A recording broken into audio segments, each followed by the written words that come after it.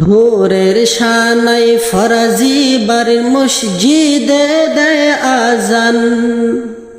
Doctor Obaidullah মাদ্রাসায় হয় গুনগুন আল কুরআন।